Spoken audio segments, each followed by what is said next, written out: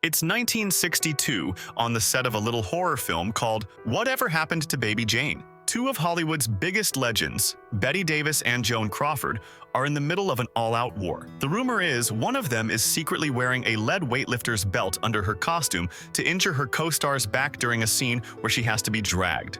The other retaliates with a kick to the head, so real it was claimed she needed stitches. This was the boiling point of the most vicious, petty, and longest-running rivalry in Tinseltown history. For 3 decades, these two queens of the silver screen were locked in a toxic battle of wills, a feud fueled by stolen roles, public insults, and a private hatred more dramatic than any script Hollywood could ever cook up. This is the story of how they spent 30 years trying to tear each other down. And if you love tales from Hollywood's golden age and beyond, make sure to subscribe right now so you don't miss our next story. So, how did it get this bad? Well, to understand the war, you first have to understand the warriors. They were two totally different women who clawed their way to the top of the same brutal industry. First, there was Joan Crawford, born Lucille LeSueur. She was the absolute definition of a movie star. Starting at MGM, the studio of pure glamour, she carefully built her public persona. She was known for being the ultimate professional, famously answering every single fan letter and treating her stardom like a 24/7 job. Crawford knew the power of an image, and she used it to become one of the most bankable stars of the 1930s. And then, there was Bette Davis. A trained stage actress from the East Coast, Davis showed up in Hollywood with a fiery personality and zero patience for fluff. She landed at Warner Brothers, a studio famous for its gritty gangster movies and social dramas. Davis wasn't a classic beauty. She was a force of nature. She fought tooth and nail for every role, went to war with studio head Jack Warner over bad scripts, and saw herself as an actress, not a star. While Crawford was perfecting glamour, Davis was perfecting her craft. In the rigid studio system, which rarely made room for more than one queen at a time, these two powerhouses were on a collision course. And that collision was about to get very, very personal. The feud didn't start with a bang, but with a series of slights that slowly grew into a wildfire. The first real jab came in 1933. Bette Davis was about to have her big break with the film X-Lady, her first movie with her name above the title. But on the exact day of the premiere, Joan Crawford, already a huge star, announced her divorce from Douglas Fairbanks Jr., stealing every single headline. The papers were all about Crawford's divorce, and Davis's big moment fizzled. The film flopped, and Davis never, ever forgot it. But the incident that really threw gasoline on the fire happened 2 years later in 1935, and his name was Franchot Tone. Tone was Davis's co-star in the film Dangerous, and she fell completely in love with him. "I fell in love with Franchot, professionally and privately," she later said. "Everything about him reflected his elegance, from his name to his manners. But Crawford got to him first. Every day, Tone would go to lunch with Crawford and come back to the set covered in her lipstick. While they were still filming Dangerous, Crawford and Tone announced their engagement. Davis was crushed. "She took him from me," she said decades later. She did it coldly, deliberately, and with complete ruthlessness. Davis would go on to win her first Oscar for Dangerous, but it was a bitter victory. At the awards ceremony, the new Mrs. Franchot Tone supposedly walked up to her, looked her up and down, and said with a sneer, "Dear Bette, what a lovely frock." The battle lines were drawn. Throughout the late 30s and 40s, the bad blood just festered.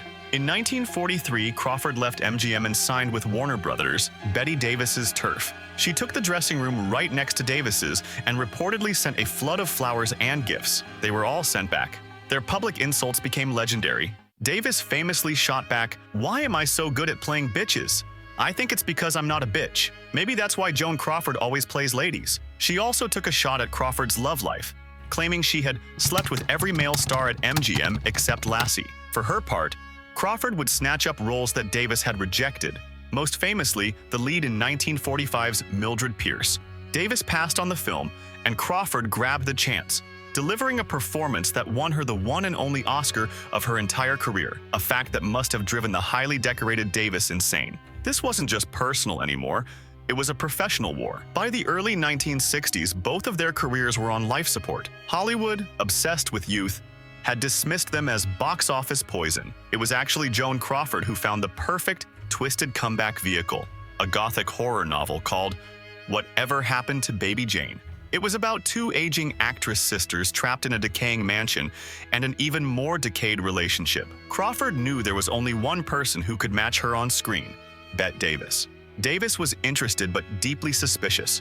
Before signing on, she reportedly asked the director, Robert Aldrich, two things. Was she playing the lead role of Jane, and was he sleeping with Crawford? After being assured on both counts, she was in. The set became a war zone. The psychological torture on screen was nothing compared to the real-life torment between takes.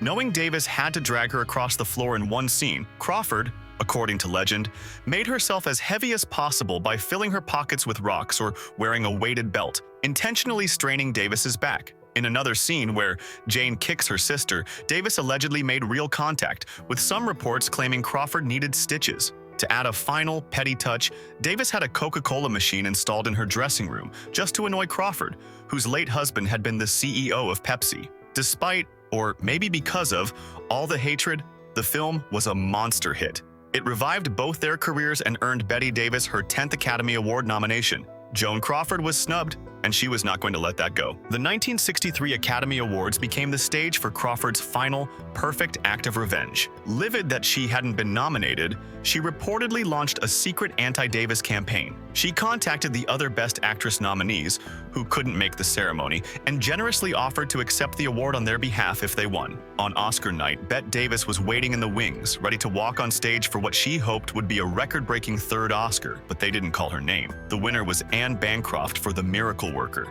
As a stunned Davis stood frozen, Joan Crawford, in a glittering silver gown, swept right past her, marched onto the stage, and accepted the Oscar for Bancroft. It was a masterful, cruel move that stole the spotlight and humiliated her rival on the biggest night in Hollywood. Davis later said that when Crawford passed her, the look clearly said, "You didn't win, and I am elated."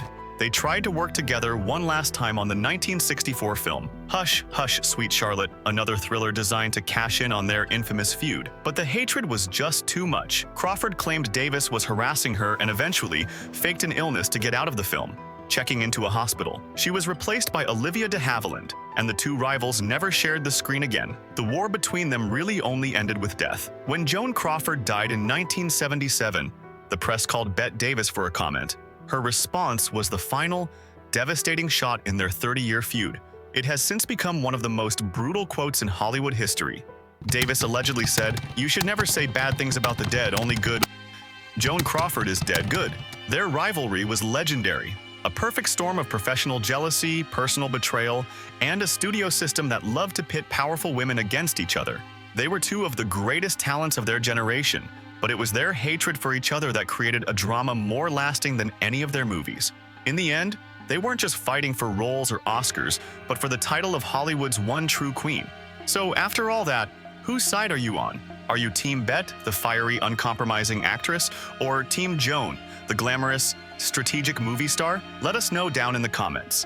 And if you enjoyed this story, make sure to like and subscribe for more tales from Hollywood's golden age and beyond. Thanks for watching.